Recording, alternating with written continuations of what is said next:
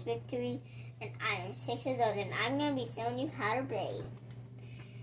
So first you're going to take one strand of hair, and you're going to be separating it into two. You're going to get some on this piece. First I'm going to separate it. 2 hands is for a twist, and 3 hands is for a braid. So I'm going to be doing these, but this is going to be very actually fun for me too.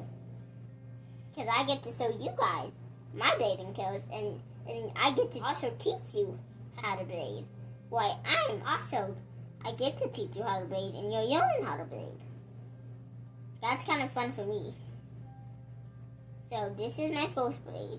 So you want to carefully touch braid, and you want to put 2 here, and then put the one in the middle. This is basically how I braid. Now, I don't think this is counted as real hair, but I'm gonna say it's real hair because it feels a lot like real hair. Even though it's not. Guys, I kind of want to show you the face. It's the face on the mannequin. Yeah. So guys, here is the braid.